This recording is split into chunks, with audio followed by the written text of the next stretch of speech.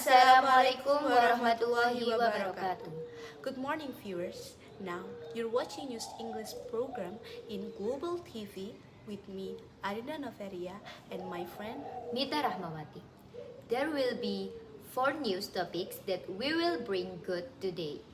First news come from Jakarta.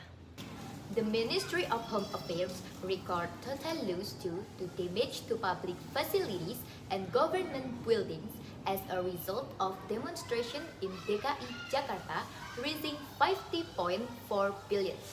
Interior Minister Tito Karnavian said the most significant damage occurred to public transportation facilities.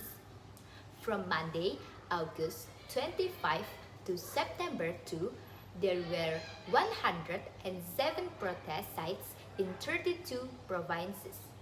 Of these, some were peaceful, but in several areas, they escalate into riots that result in arson, looting, and the destruction of government buildings. The wave of protest was triggered by public anger over the salaries and allowance of members of MPR or DPR Republik Indonesia, which were deemed excessive, as well as solidarity over the death of Avan Kurniawan, an online ride-hailing driver who died after being run over by a Brimob tactical vehicle while working in Jakarta. The next news come from Sumatera. Mengevakuasi badan pesawat ini untuk bisa lebih lanjut dan juga tentunya pencarian lebih lanjut kepada korban yang terkonfirmasi berada dalam pesawat. Kurang lebih ada 10 penumpang yang hingga saat ini juga memang masih terus dilakukan proses pencarian. Kepala Seksi Operasi Kantor Basarnas Makassar, Andi Sultan menegaskan pihaknya telah menerjunkan puluhan personel guna melakukan operasi pencarian. Dirinya menjelaskan mekanisme evakuasi dan apa saja yang menjadi hambatan dalam proses evakuasi. The accident killed all 10 passengers and crew members on board. The aircraft, which was flying at an altitude of approximately 7,000 feet, experienced technical difficulties shortly after takeoff. Authorities said the aircraft is believed to have experienced engine problem before it lost control and crashed in a mountainous area not far from the city of End, East Nusa Tenggara. Authorities, including the National Transportation Safety Committee, immediately sent a team of investigation to investigate the cause of the accident. To date, the fuselage and black box have been found at the crash site. The government, together with Indonesia Air Transport, has promised to provide the latest information and ensure that the families of the victim receive assistance.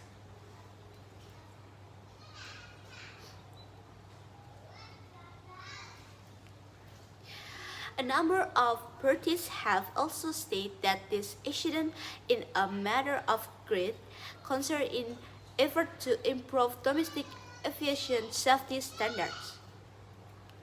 Various parties, including the Ministry of Transportation and Aviation Associations, have urged all airlines to take in routine aircraft inspection procedures to prevent similar incidents in the future.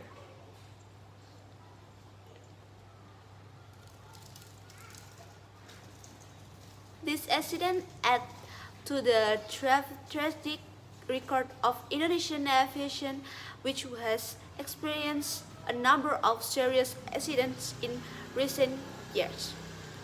The public is asked to remain calm and trust the investigation process to the authorities.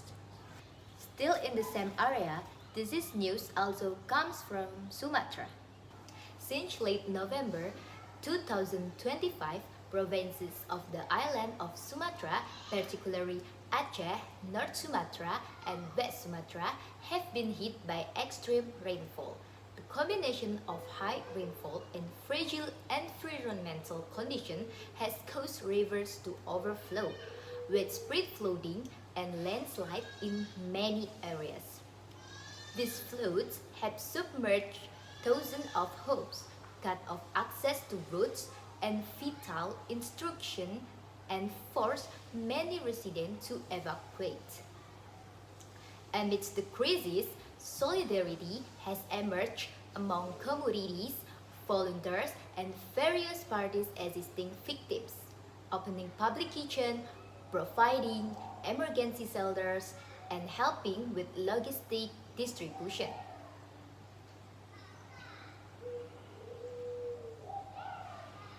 The key lessons from this disaster: environmental protection, responsive disaster policies, and collective responsibility must form the foundation for future development.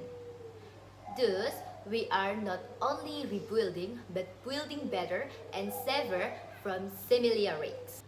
And the final and closing news for today is Central Java. Entering the 10th day, the search for Yazid Ahmad Firdaus, a climber from Colomadu who went missing on Mongkran Hill, Karanganyar, has yet to yield any results. Foggy terrain and extreme weather conditions pose a serious challenge for the Joint Search and Rescue Team. The Regional Secretary of Central Java Province has also come down to directly observe the search process. Here is the latest information. The search for Yazid Ahmad Firdaus, a 26-year-old climber, continues to intensive in the foothills of Mount Lawu, Tawangmangu. As of Tuesday, January 27, the joint team has yet to find any signs of the survivor. The Secretary of the Central Java Province Government, Sumarno, conducts a direct inspection of the climbing base camp location. During his visit, Sumarno met with the victim parents to provide motivation and moral support, urging them to remain patient while awaiting news of their sons. A total of 300 personnel from Basarnas, BPBD, TNI, Polri, and volunteers are deployed every day. The SAR team said that 98% of the search area has been combat. The use of drone technology and the involvement of the local community have also been carried out, but the results are still nil. Authorities will immediately conduct a thorough evaluation if the victim is not found by the extended deadline. The public is advised to remain alert to extreme weather conditions when engaged in activities in mountain areas. That is the latest information.